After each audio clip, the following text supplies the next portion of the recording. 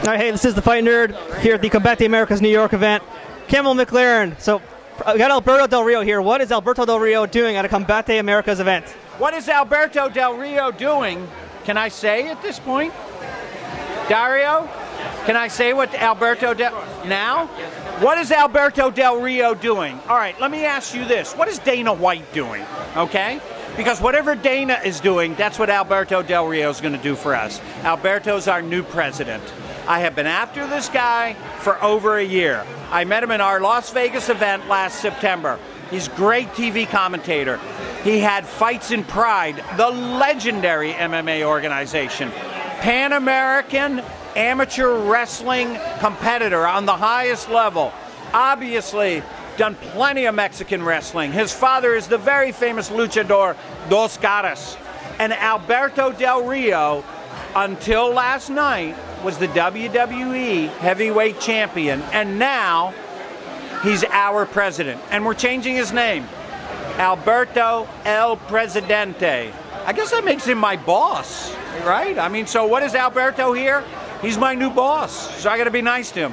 And he's big, so I have to be nice to him for a couple reasons. But in all seriousness, Alberto knows the fight business. He knows it from the inside of La Jaula, right? Some presidents of organizations, like, I don't want to name names, but Scott Coker and Dana White, have never really been inside the cage.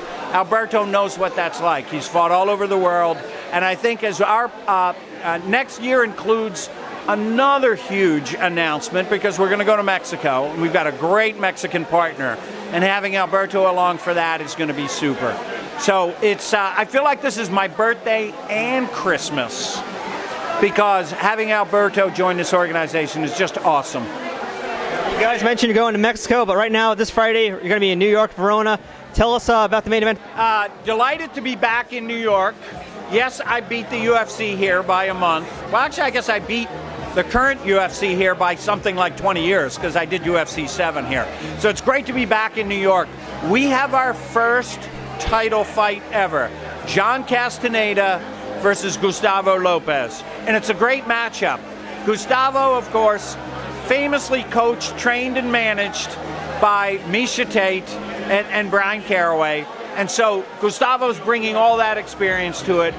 You know, it's interesting. John is a bit of a self-made guy. Top-level trainers, but he's coming in from Minnesota. So it's sort of a guy on the outside versus a guy very much on the inside. And they're both great fighters, great technique, and a lot of heart.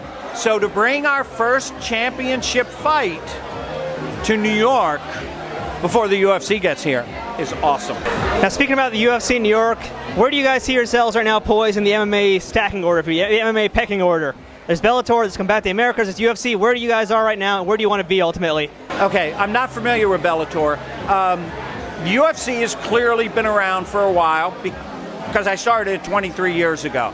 So I would say the UFC is probably number one. I got to give it to them.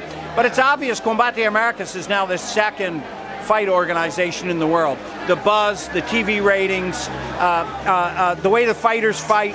You know, we did an analysis. 81% of our fights end in a finish, not the judges. So I think, you know, I do have to admit, the UFC's been around longer. You know, I helped create the Octagon. I brought in Joe Rogan. Joe Silva was my assistant when he started out. So I'm going to give first place to the UFC. Combate Americas is clearly second. I wasn't familiar with the other organizations you asked about. Now, you guys have sent some fighters over to Ryzen recently. So tell us, how'd the Ryzen deal go? Will you guys be doing that again? We were in Tokyo very recently with Kira Batara. Kira's ranked number 6 in the world for 105-pounders. She is the most impressive fighter. We gave her first fight a year ago, and since then she's matured. She's very dangerous, great grappling skills, and very good striking skills. And she went over to Japan. She fought up 10 pounds and fought against an Olympic wrestler and still put on an awesome fight. Like the old saying goes, Kira lost the fight, but she won the night. And I think I saw more heart from that tiny little girl than you can even imagine. And let me ask you this, what other professional fighter in the world was a high school cheerleader? So, you know, Ryzen comes out of the Pride group. It's a different style of MMA over there.